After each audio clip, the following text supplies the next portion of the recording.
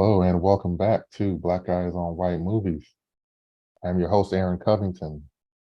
And I'm the co-host, Aman Adumer.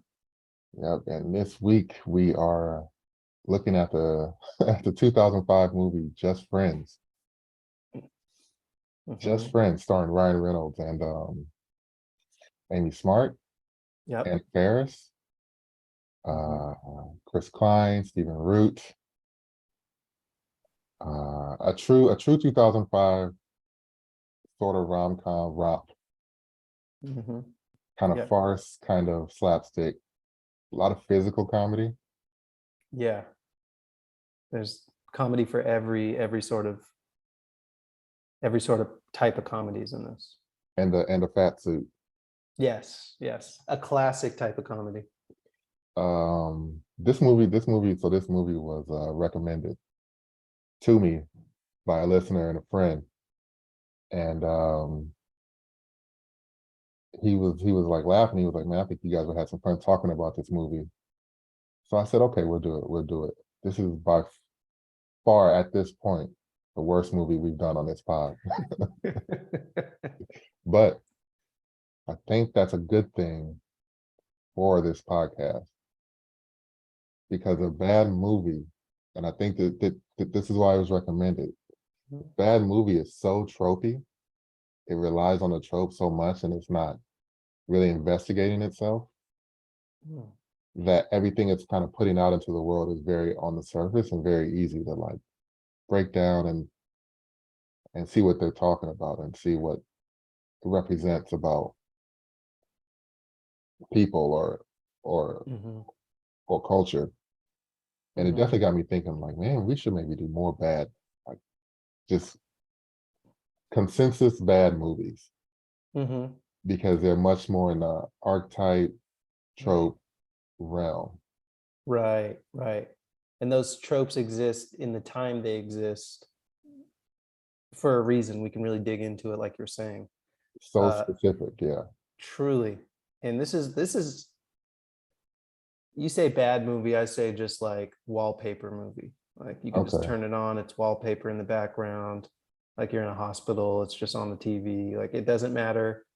It doesn't matter what point you enter this movie, you know what's going on and where it's going to go. Wallpaper movie, I like that.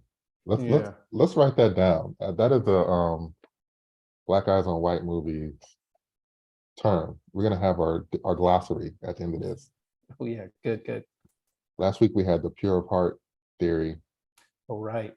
That like characters have to take punishment if they're not pure of heart, or the youngest who is so pure of heart has to have like the worst of it. This week we have wallpaper. I'm writing this down. Wallpaper movie. Yes. Trademark for the podcast. Trademark. Let me read the synopsis and then we'll keep going. While visiting his hometown during Christmas, a man comes face to face with his old high school crush, whom he was best friends with. A woman whose rejection of him turned him into a ferocious womanizer. He wasn't really visiting his hometown. No, yeah. He ended up there. Yes. The series of unfortunate events. Exactly. It was a magical plane accident that had him landing miles away from his hometown that he hadn't been to. The very last part of this, a woman whose rejection of him turned him into a ferocious womanizer. That's literally just Hitch and a dozen other movies. Yes. We'll talk about that trope, because that's some real toxic masculinity stuff that everybody's talking about these days. That's very important. Yeah. It's a. Do you want to talk about it? Actually, before we get into the movie anymore, yeah, go for it. I want to remind people. So we do this podcast on our own. We're not. I think sometimes people think you get a podcast, especially if it's on. We're on Apple Podcasts, we're on Spotify, but those are just registries that I signed up for. We're not sponsored, so make sure you listen to the pod, you follow in the app, in Spotify, subscribe, like it, and if you're so inclined ever to share it or to mention it to a friend, we will really appreciate that, so we can spread the word and continue to grow. Because otherwise, we're on strike. We're both writers. Yeah. Help a couple brothers out. Mm-hmm. It makes for a perfect gift A to send perfect. this podcast to somebody. You don't have to, it's not too expensive. You just do a couple of keystrokes, Yeah, send it right over. yeah. Like, hey, happy birthday. Here's a podcast. Yes, yes. Happy anniversary, baby. Uh, Listen to but this podcast. but the pod is a lot of fun to do, and it's fun to revisit these movies and think about them in different ways. And so, as a hobby, well, I plan to keep doing it. But this is the thing. And you can follow us. I'm on socials at Bearcov, BEARCOV. I'm Mhm. on, not really on the socials, not really on the socials, but he is a performer at UCB. You can check him out in Yes, person. You can meet him on in person I know if it. you're in LA and you go It's see UCB. What's your team names? so I perform with a group called Leroy. We're the fourth Wednesday of every month currently at 7 p.m. Hmm. and another group called Benetton, and then other random shows. They're Friday, but I can't remember when. Look at the website. Yeah, check out the website. Yeah. Leroy. What I don't want to get into that name because improv teams can have names for any reason. Yeah. And I just thought of like Leroy, some Leroy Jackson type of thing or something. But hey, Mm. whatever it is, It's yeah. I wish it was that interesting. It's just a random person on the team's grandfather was named Leroy. Leroy. Mm-hmm. That's what's up. And we wanted to talk maybe just for like a minute here, because we talk Black Eyes on White Movies is the name of the pod, obviously, but this doesn't excuse TV. No, And not at all. and you got to know that most TV, even now, people are like, oh, there's so much too much diversity on TV. The certain people will say, but still, most shows are white shows. Everybody was Mm-hmm. just talking about Succession, clearly a white show, Mm-hmm. the whitest of white shows. Oh, truly. People were talking about Barry. It's a white show. Yeah. E- Even the first couple seasons of Barry, like he was in an acting class, there were black people there. It's a white show. It's It's a not white like we show. had full stories with the black people. Like, Not at all. No. so most TV is also white shows, and you know, when you get into like classic TV, and there's a lot of classic black shows, but they so rarely can make the conversation.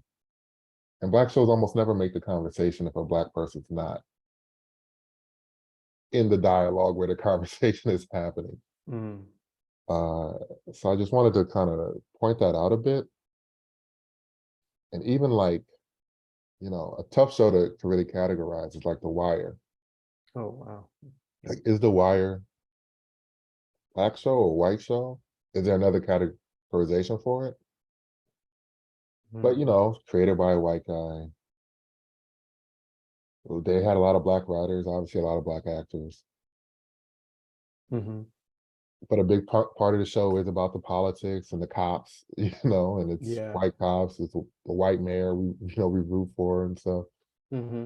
Obviously there's black cops too, and there was a black mayor, and then there's a white mayor. So Wire is an interesting case study. I don't Yeah. know that I could call it a black show, but can't really call it a white show either. Yeah. That is very challenging because our way into the wires through this white detective entering this kind of world with like predominantly black people. Right. Um, but it's almost like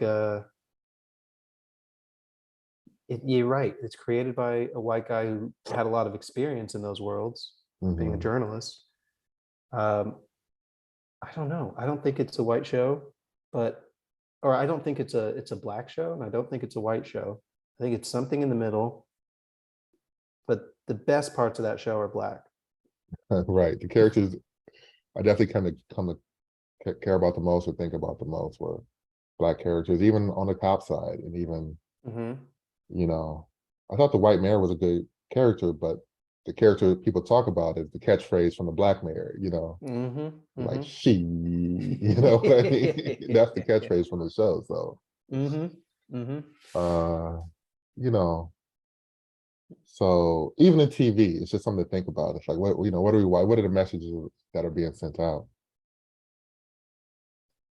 on the show that, or the popular shows, the shows people are talking about, the shows people are watching. And if you're white, are you watching any black shows? Even like an Insecure or an Atlanta or, the big kind of bigger ones. Yeah. Yeah. And it's interesting when a network will give a chance to a black show, and then in that black show success, they give a better opportunity to a white show. Like I think that was at Donald Glover's issue with Atlanta versus Dave, where he had all the scrutiny on his show and probably not the budgets that Dave got from the start. And they just took off from there. And interesting. Yeah. It is what's a black show? What's a white show? And can they support each other? Can they exist together? Sure, they can exist together. Or can white people ever, not like, can the mainstream really accept black shows? Right. Or is it always like we were talking earlier, is it always like a little pocket for black shows that can exist? Like, you guys are over there. When we start to infiltrate, then we get, they say, no, it's too many black shows. You guys got to stay in your little pocket here. So, is that something that will ever change or evolve? We'll see. But let's get back to Just Friends and kind of talk about this. Definitely. Talk about this movie and, this really silly movie. So you had seen it before. I'd never seen this one before. Yeah. This is so perfectly a 2005 movie. Like, it's right before everything goes to streaming. It's like, I remember seeing this on DVD, just getting it from the library. Wait, why did you do that? Why did I grab it from the library? Why did you grab this from the library? I thought you saw it like on a date or something, or you and some friends were like, "Oh man, let's get messed up and go see." No. This was like a classic. At the library, looking through the DVDs, looking through the comedy section, and then having probably had a good experience in a previous Ryan Reynolds movie. And when I say good experience, I just mean you laughed.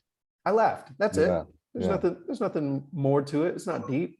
It's a summer day in Denver. You got nothing to do. You're gonna pop in a movie that seems funny. Gotcha. And so that's why I probably watched it the first time. Okay. But you'd not seen this movie. I had not seen it. It rang a bell when it was mentioned, and I looked up the poster. I was like, that's kind of familiar, but I really didn't know much about this movie. Thought it was more of a traditional rom-com, but it's kind of more in the American Pie kind of mode of movie. Yeah, 100%. It's one of these movies that they would probably market at the time with one of those unrated banners. Oh yeah, they'd have like a red band trailer. Yeah, a red band trailer just to get you to watch it, even though there's nothing in it that's that raunchy. Yeah. Other than the language. Yeah. Yeah, it's in that like American Pie Euro trip, like, but it doesn't keep the nudity. It doesn't have any nudity. No nudity. Yeah. No nudity. There's a few things about this movie that really stick out. Let's start with the stars.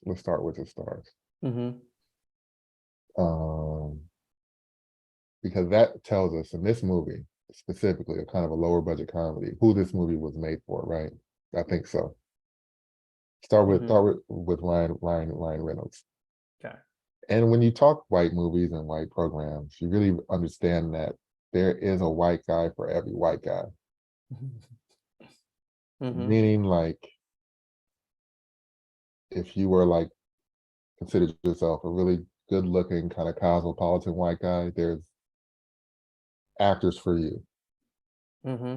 If you are like, oh, I'm kind of, maybe weird looking, not the normal guy, there's actors for you in roles that you see. It's like that's, and if you're just an average white guy, kind of average, you're kind of funny, Mm-hmm. you know, you're kind of, you know, kind of tall maybe, or kind of good looking, or you just feel like you're in the middle, you're the median. Yeah. Ryan Reynolds, he Oh. represents hard for like just Mm-hmm. a guy, just a dude, Yeah. Yeah. A dude with like a sarcastic dude. Yeah, he's like, I'm, a guy that thinks he's funny. And not that Ryan Reynolds isn't funny. Nah, yeah, he's Not trying to funny. diss him. Like he's made a good career, and I didn't Yeah. think he was that funny in this movie. But like, I remember liking the Van Wilder movies enough Yes. Mm-hmm. Mm-hmm. in college, and this guy's made an incredible career repping for just Mm-hmm. the average white guy. Yeah. Yeah. That's so funny. He represents the swath of white guys. He represents the average white dude, and they can see themselves on screen and go, "Oh man, oh right." Just like this movie, I could change my life around and come back and get what I was owed from A before. huge swath, a huge swath of white guys. Yes, huge.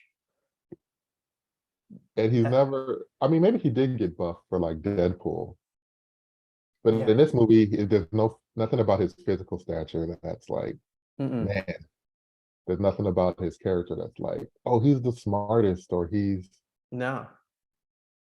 anything ist. He's no EST, Yes. the Yes. averagest.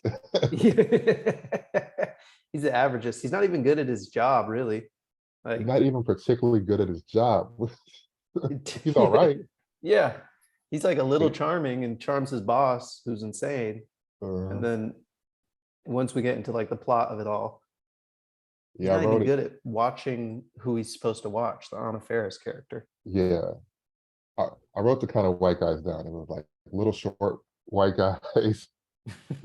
Like, I was going through history and I was like, there's always been like Bob Newhart, because kind of like a little squirrely guy, Mm-hmm. intellectual maybe, you Mm-hmm. know, big chubby guys. There's always a big chubby representing for white guys.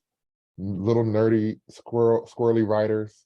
Mm-hmm. So many movies are like, oh, he's a writer who gets thrown into a situation, That's so true. you know, and then they're like Ryan Reynolds is like, yeah, average white dude Right. who doesn't even like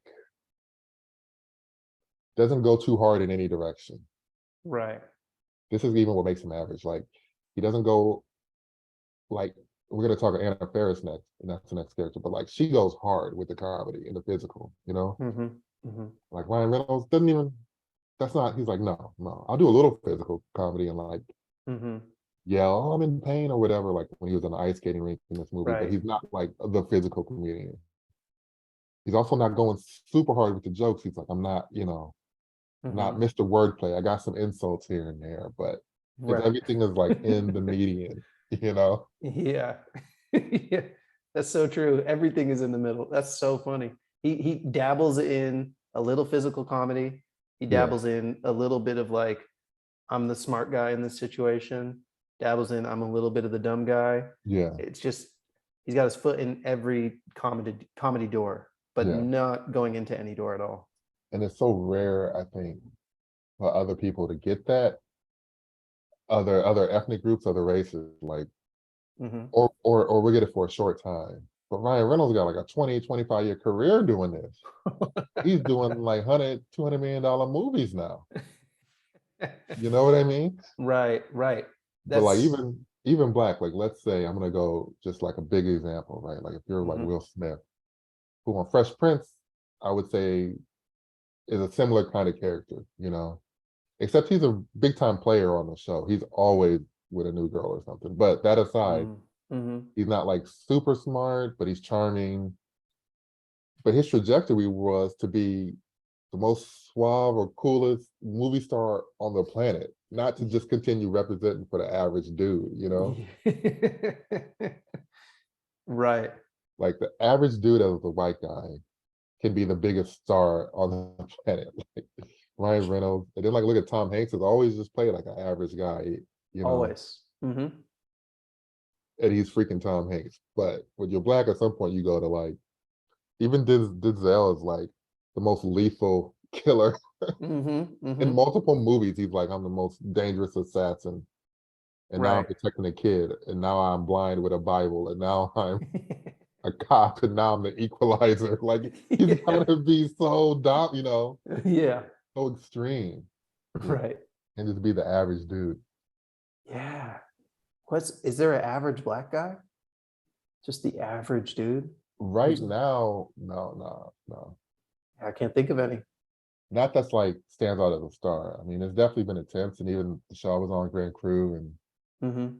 I think the show you're working on Grownish is like these are supposed to be like general average people, but Right. in terms of somebody on like Ryan Reynolds level, Right. Probably not. or using that as your branding, and then you just keep growing and like it's an average guy, average guy, average guy, always playing an average guy. Mm-hmm. Mm-hmm. That doesn't happen because even like this movie stars even like them one movie with an average dude and then they're something extraordinary, Right. you Right. know? Ooh, it cuts to a deep issue, a deep American issue. Yeah, The idea of like, can you be an average black person in America? right. Right. I feel like it's when I first got here, I'd heard the stories of like, okay, you can't just be the same as all the other white people. You've got to be a head better than them just to be Mhm, even treated as the same. mhm. I think it's a deep issue. Ryan Reynolds.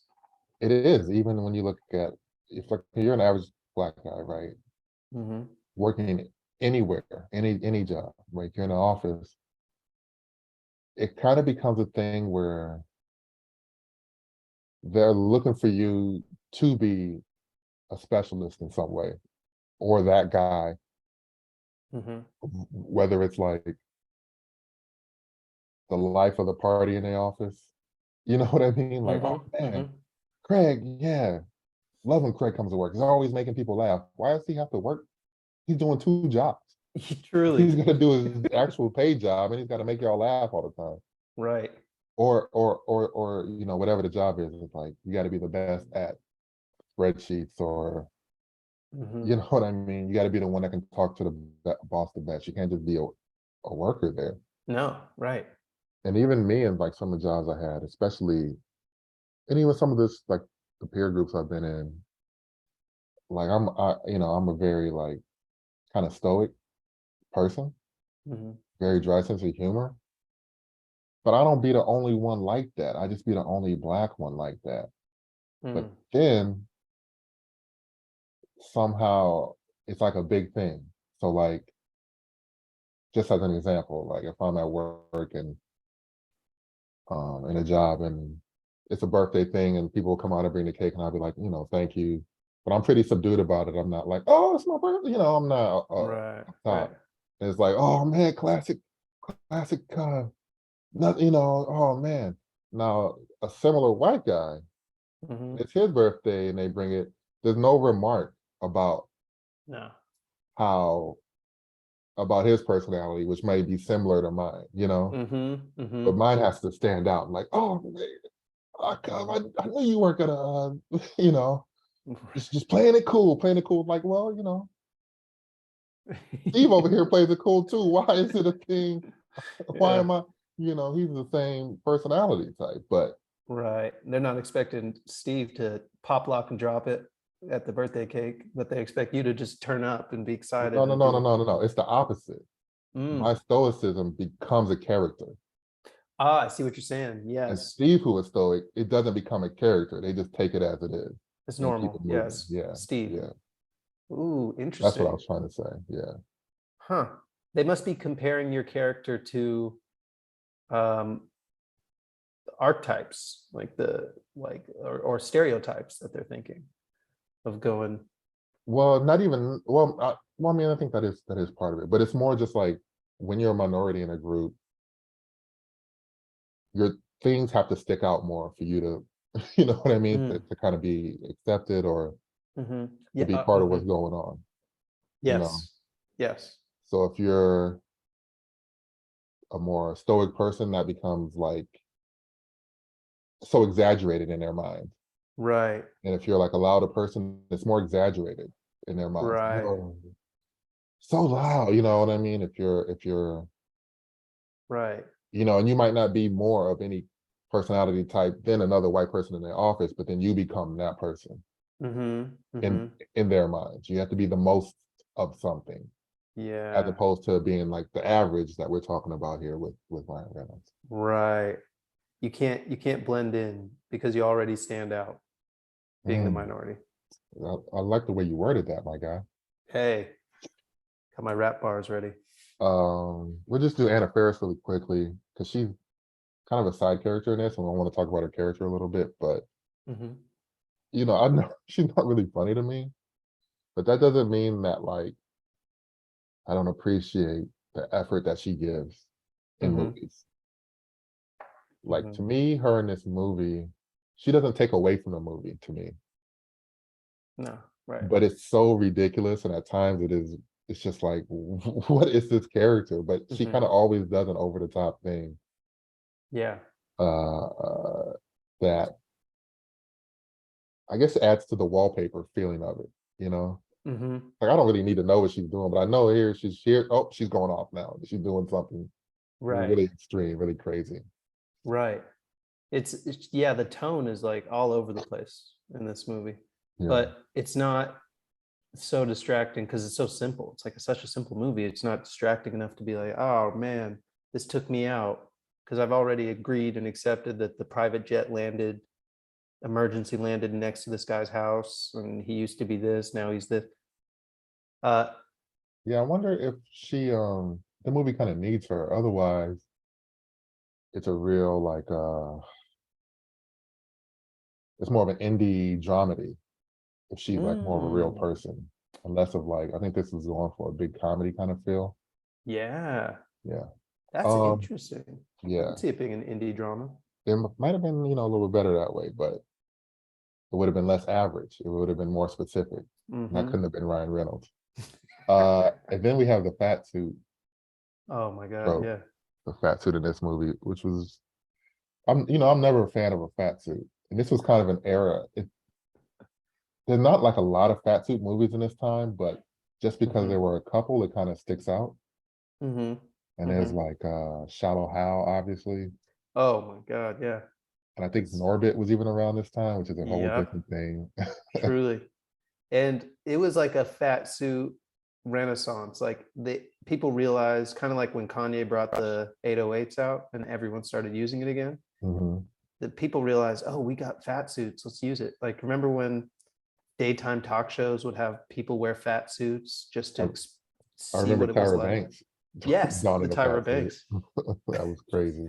just to see what it's like on the other side and do all those things. So this movie, like at the beginning, he's in high school and he's in the fat suit, and it's so ridiculous. But they don't really set up the character in any way. You don't really care about him, Right. and that's kind of a problem with the fat suit. It's like, oh, we put him in a fat suit. You just understand he's kind of a loser. It's like, what the fuck? Excuse my language, but Whoa, you can okay. be a bigger dude and not be. You got to show me, you know, that this Uh-huh. guy is really a loser, and that he should be with this girl. Like, where Right. is like that he's like such a caring guy or such a sweet guy or something that's like, Yeah. oh, she kind of maybe should be with him. What's she missing? Does she not see the real him through Yeah. the fat suit? But this one, he's just at the party and he's kind of awkward, but nothing really happens. The football team kind of makes fun of him, but then that's just another trope of jerk athletes. Right.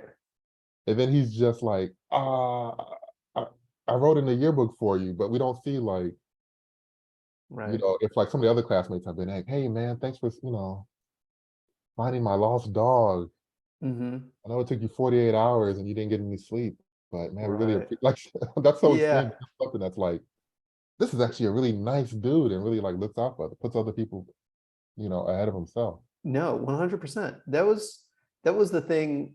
As I was watching, I was going, who's none of I just it's not believable. Who's changing? Yeah. Because he was the same as he was fat, as he ended up in the movie where he was like fit. He still loved He her. was the same guy. He was the same guy. He didn't change anything. And then she didn't change either. So I'm like, wait, what? Now she wants him all of a sudden? What? Yeah. It was like I broke my neck trying to understand what the arc was of any of these characters or who changed.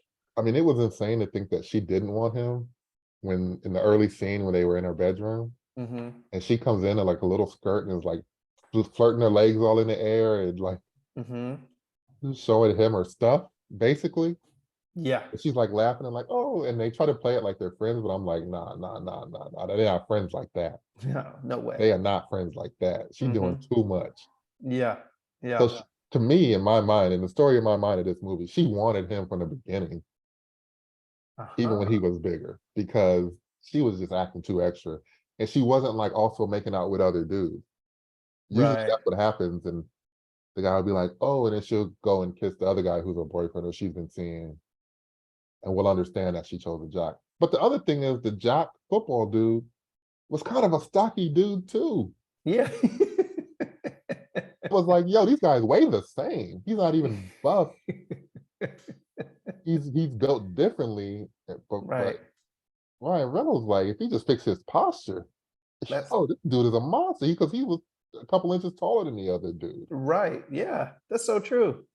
It was you're so right. There's no change in his character. Like he if she would have wanted him from the beginning, even though she did at the end go, or the beginning she went like, I love you as a friend, She did say that, yeah.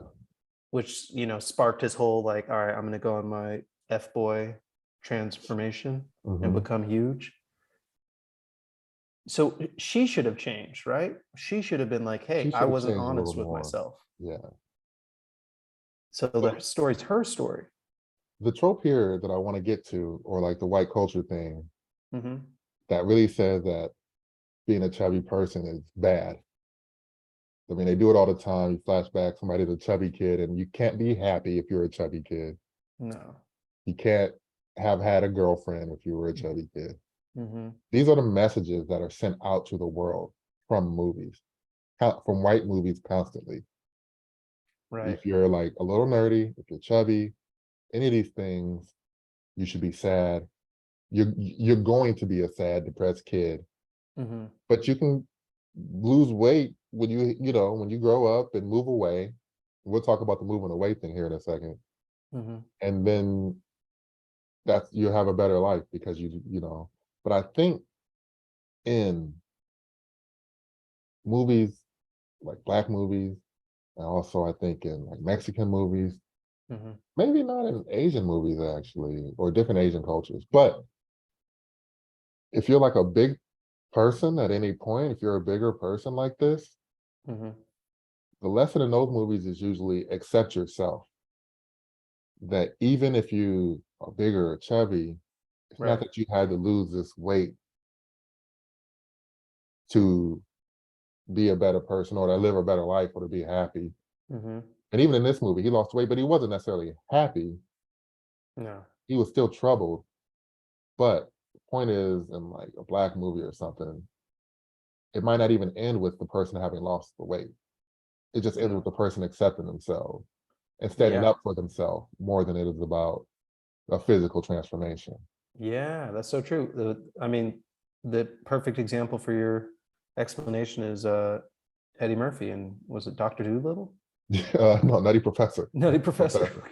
Yeah, Nutty Professor, where it's the same deal. He's like, I take all this stuff, I become thin, I think the lady likes me, Jada Pinkett, and then Yeah, it turns out I'm actually bigger, and yeah. you can accept me for that.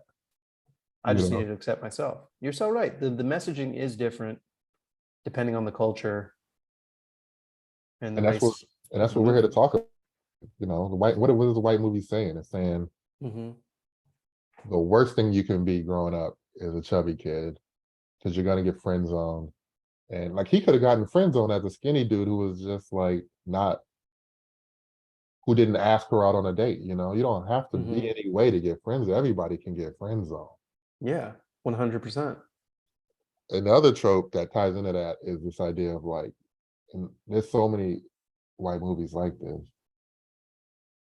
but you leave home like after high school, you go to the big city Hmm. and you become a success. Then you have to go back home for some reason, a reunion, or maybe you flamed out in the big city. I've seen that movie too. Hmm. And when you get home, the movie is like, oh, everybody that stayed in your small town is a loser. Yeah. You know, Yep. the best version of these movies will be like the people that stayed in your hometown. They had families and things, and that's nice and cute. And oh, they have kids, so Hmm. but there's always like a judgment on their lives that comes Right. across, you Mm. know? Yeah. And that is something I wouldn't even say like a black movie or other cultural movies do that differently. I think it's such a strong trope. Hmm. It's even like Welcome Home Roscoe Jenkins. You remember that movie? I don't know if you saw that, but that was a Mm-mm. Martin Lawrence movie where he came back home for a family reunion and he was like a big talk show host or something in LA. And but I think in the even in that movie and in black movies, it's more like you come back and instead of the judgment being on the people from the hometown, the judgment is on the person that left, where they're like, oh man, you a sellout, you know, Hmm. Hmm. oh, what do you eat now? I bet you eat, white people food. You don't eat some real Southern cooking now. Like Right. this Right. is this is what you left was reality, and what you're living now is somehow fake. Hmm. But in the white version, like this movie and movies like this, coming back home is somehow fake. The life that people lead where they Right. have quote unquote regular lives Right. is undesirable. They're the losers. And even if they present it as happy, the movie is still like looking down on them. It can feel like maybe that's not what they're trying to convey, Hmm. but that's how it can feel like. And in this one, 100%, like his friends from high school, even the girl he's crushing on, she's a bartender. Yes. And it's just like Living at home with her parents. living at home. It's just like a dead end. It presents it as a dead end life, Yeah. you know? Yeah. That's such an interesting trope. It is like the idea of change is seen by people who didn't leave as negative. Hmm. And so when you go and come back and you've changed and we haven't, we stayed the same. It's like a time capsule or whatever, except for aging. Right. You see us as a loser because you're different now, but we see you as like the loser as well. Well, it's very like American and American dream ish, Mm-hmm. where it's Mm-hmm. like you have to, I mean, we've built up the whole system is like you have to leave home. You have to leave your family. It's very individualistic. Right. So if you want success or to live a good life, you have to leave and then start your family somewhere, Mm. and then your kids, they have to leave. So, and when you look at the makeup of America, and it was built on immigrants and it was built on these migrations and things, but families are all over the place, Mm. except rich families. Mm. This is kind of the trick of America. And it's like Mm-hmm. it sells you a dream, and it's like you get a job, and even here, I was talking to a good friend of mine about this. Like, if you get a job somewhere with a good company, after a couple of years, they're like, we want to relocate you. You're doing such a great job. We're Mm-hmm. opening an office, or we have corporate is in another place. We want to relocate you. So it's always about moving for better opportunity.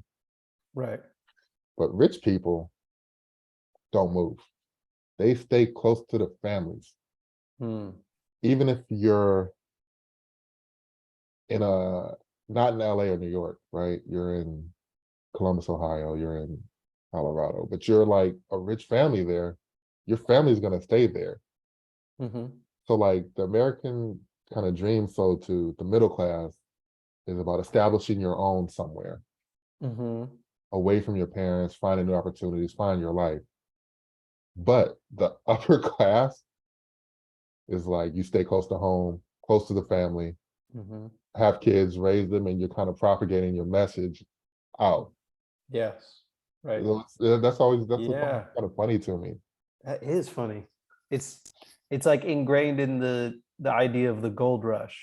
Mm, Like go to where the thing is. Like there's promise over there. You yeah, poor people, you can make a name for yourself. You can like you can get your riches. But if the with the rich people, as you're saying, they're like, oh, we already got it. We got it.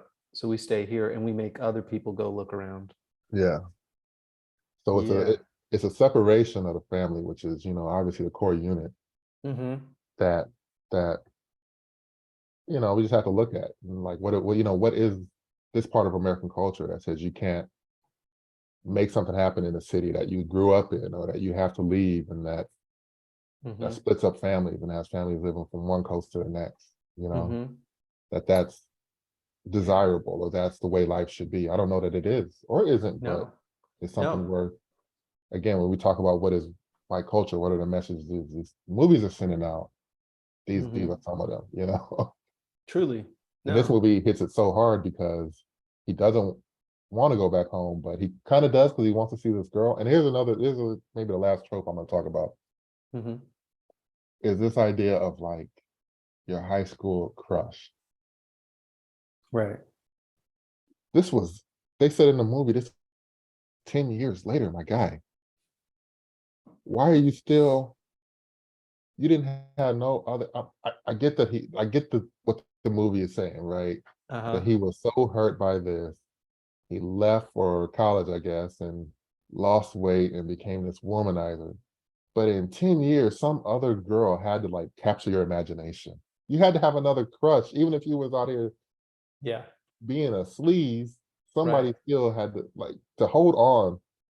And I do think that this is the other kind of white trope in these movies. It's like, oh, Mm-hmm. especially, from 20 years ago, 30 years ago, where it's like the girl from high school was always the one, Right. you know? Yeah. And I left, but I have to back for her. She's always been on my mind. Yeah. What do you think about that? Yeah. It's now that we therapy is so much more common in like these days, and especially where we are, we have like a Mhm. better sense of, oh, there's like a there's a scar that person has, and it's an issue that requires like self-work and therapy. Mhm. It does not, the answer to that is not getting back with the person who hurt you, right? Mhm. The answer to Mhm. that is this person probably has like a sex addiction, and that sex addiction doesn't stop Interesting. because they get with the person who they blame it on, you Oh know. man. Yeah. Yeah. But that's no happy ending, right? It's not like, oh, he's good now, he got with this high school girl, it's over. It's more this built up idea of the high school crush is so huge, Yeah. Is it's a that it's like god, it's a you know. psychological trauma on Yes. him. Hmm. It's almost metaphoric. Right, right. Yeah, yeah. Interesting. I didn't think about it like that, but that is illuminating in a way. But it's Huh. very relatable too, because everyone remembers those moments early on where you're like, oh man, this person that I thought I was in love with, and maybe they didn't see To me in the hold same that way. candle for 10 years, You think that's too much, excessive. that was beyond my realm of belief. 3 years, four is like the high school, oh, I Right. turned my oh wait, that's my video up. All Yeah, good. but 10 years, I thought that was extreme. Yeah. 10 years is a lot, but there's no one you look back on and go, man, if only.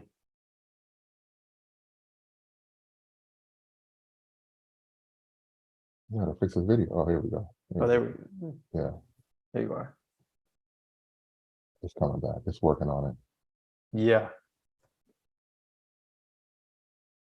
I Yeah. know a number of people whose whole goal is to be famous Hmm. in order to stunt on the people that hurt them when they were younger, like when they were in high school or whatever.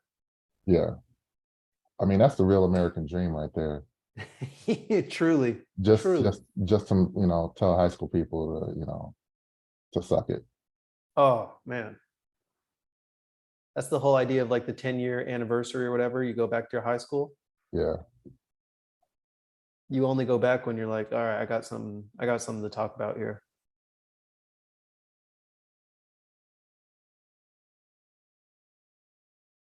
There we go. Okay. There you are. I think I'm back now. Nice. Yeah, that's really American dream. I was saying it's like, oh, can you go back to high school and be like, suckers? You know what I Yeah. mean? Whatever you think your perception was in high school, or people didn't trust you for, didn't like you for, or whatever, or you got to just like, you can turn that around. You made it. True. But I feel like nobody back then is even checking for you. Like They they definitely, got their own lives. and like I said, that is a cultural thing. Like, I don't know how other countries handle it, but that doesn't have to be the messaging. When you grow up, you realize how little high school matters. So why are we passing on the messages? Well, I guess it's possible to realize that. And I guess these movies show that, not to say white people haven't gotten over these things, but these are the things that weigh heavily in white culture if we're seeing them always in movies and in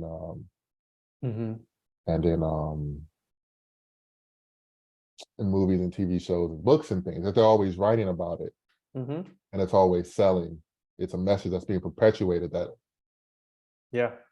how important high school is, but you can grow and have experiences after high school. It's not doesn't have to be the only thing. Yeah. No, truly.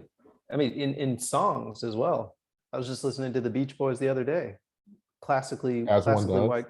Yes. Oh yeah. Classically white group. Definitely. And one of the lyrics was just like, he was just telling the story about leaving home and going to the city and trying to make something of himself, and realizing how lonely it was, and then coming back and realizing he didn't want to be big in the eyes of the world. He wanted to be big in the eyes of just one girl from his home. And so it's deep, man, deep rooted. And I wonder if it's just a little outdated now too. Like maybe it's easy for me in 2023, and maybe the way the world was and America was up until this point was just more like you did so much more accessibility now. You can meet and talk to so many and have different experiences. I think everybody, not just select people, that by the time you're 40, for example, you can have lived 2 or 3 lives in a way. Maybe at a time that these things were made and stuff, you really only had one life in some metaphysical way or something. Also with this movie, it had a good background diversity. There was always Black people or other people in the background of things, even though they didn't have any lines or anything. They were there. Right. Back to Anna Faris, she was kind of this dumb pop star trope. I guess they're making fun of Britney Spears, but also maybe Courtney Love, I felt like, and how she dressed sometimes. I thought that was a little mean. Yeah. But I'm also looking at it now. Maybe, I don't know, people maybe just laughed at it back then, but now it felt a little mean. Nobody in this film was really likable. No. This was a quote from who I watched this movie with. Okay. She said, "This is so painful." Maybe that's what's white about it. It's the whitest movie, and everyone is awful, doing awful things, and you just want them to stop what they're doing. And then she said at the end, she was like, "Oh man, that was rough."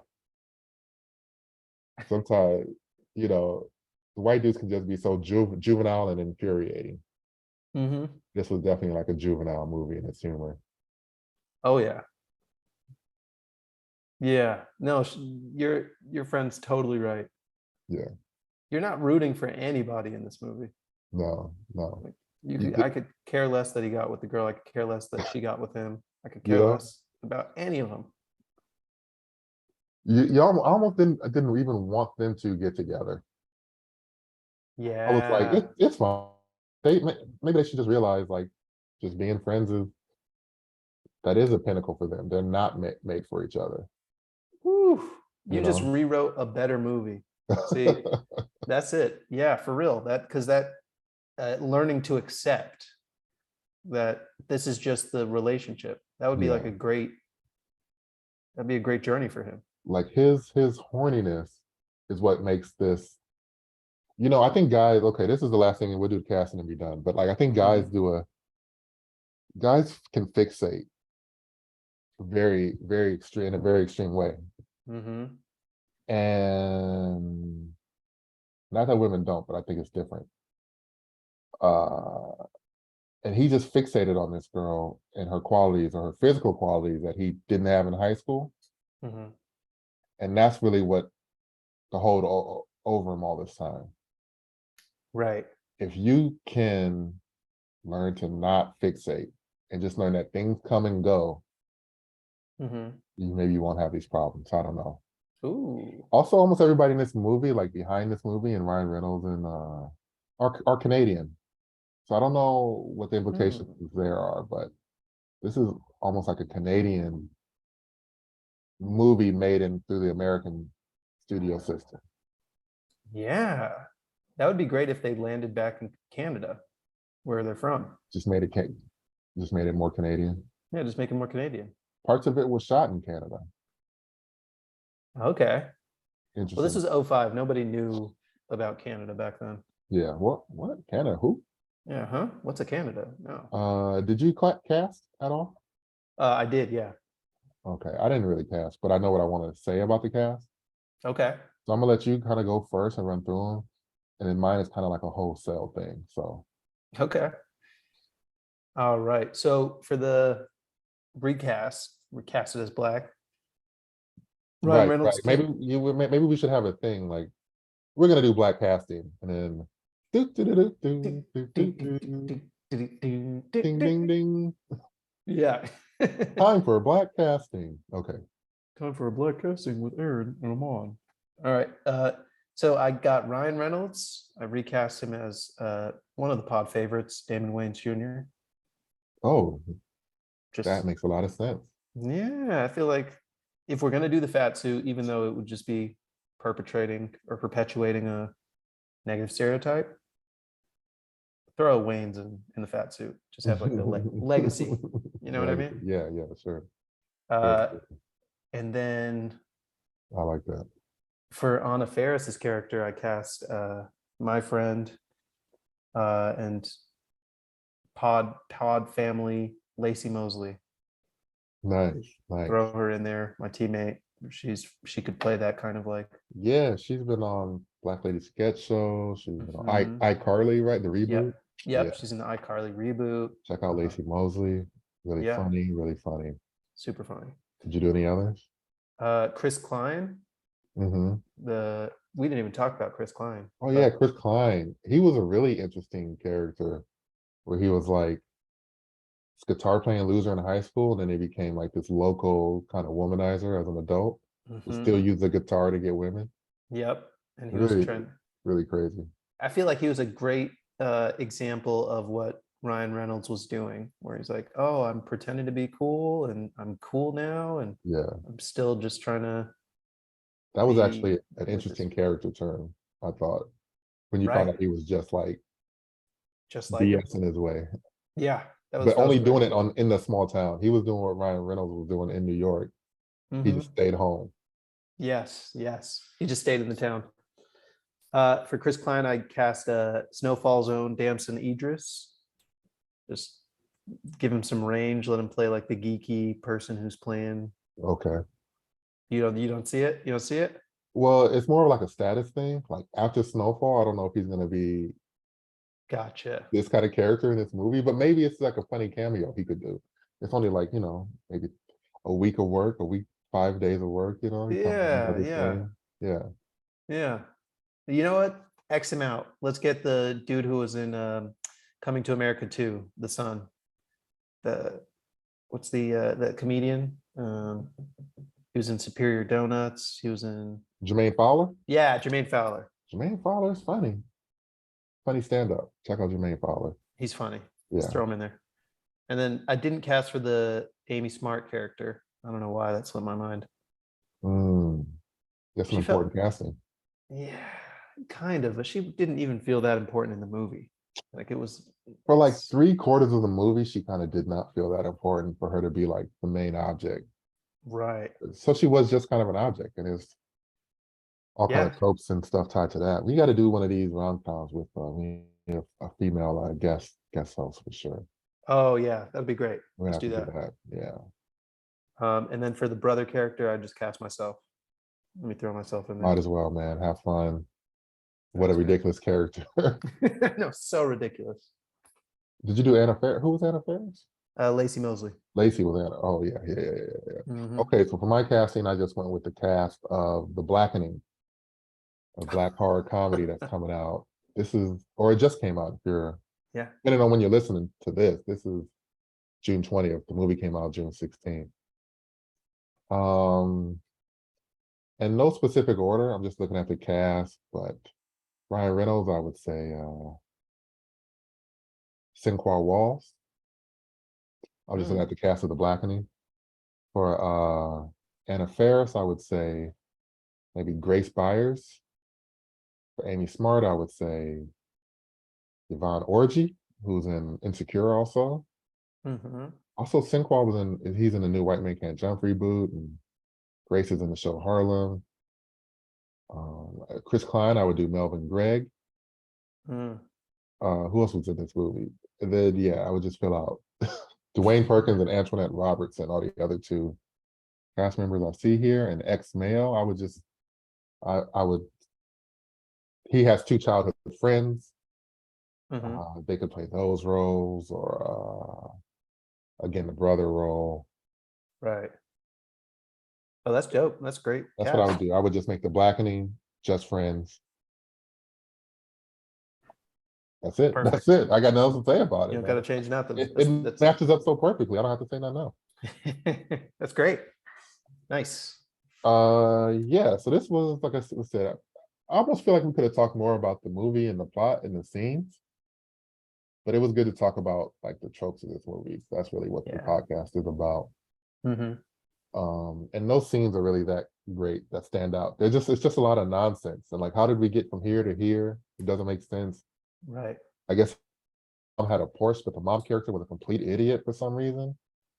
Yeah. Mom character. Yeah. Oh my God. She worked at this bar that was the place, and there was a party at her house that he embarrassed himself at. I don't even. It was just crazy. Yeah. There's no way you can explain wallpaper this. movie. You're not even supposed to remember the set pieces. Yeah, it was a good time. It didn't require too much thought, Definitely not. Definitely not. But like I said, bad movies can sometimes teach you more than a good movie. Where a good movie sometimes is just its own experience, That's deep. So thanks for joining us. We're gonna pick another movie. We'll be back in a week or so. That's it. And feel free to cut this out if you didn't do it already, but the black movie recommendation? Black movie of the week. No pressure. No pressure. What did I write down?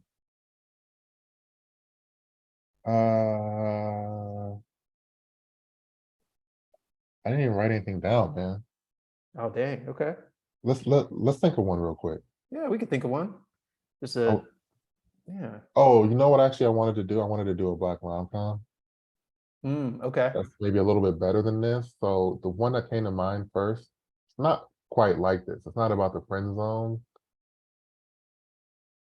Hmm. but one that I really like is Deliver Us from Eva with LL Cool J. Gabrielle Union is the lead. Mm, And it's just a fun rom-com. right. He's kind of uptight and he's like a delivery dude. Hmm. And then they meet and then they fall in love. I love that. And then they break up and then they just have to see if they're gonna be together. Classic rom-com, Deliver Us from Eva. I love it. I'm gonna check that movie out. Yeah, definitely worth a watch. It's better than a wallpaper movie. Exactly. It's funnier to me than this. But I do think there's a huge segment that I find this movie, Just Friends, really funny. Hmm. People that I don't really love this kind of mean humor. It's almost like a bad job of roasting, black movie, black comics, we do roasting, but it's like in fun and like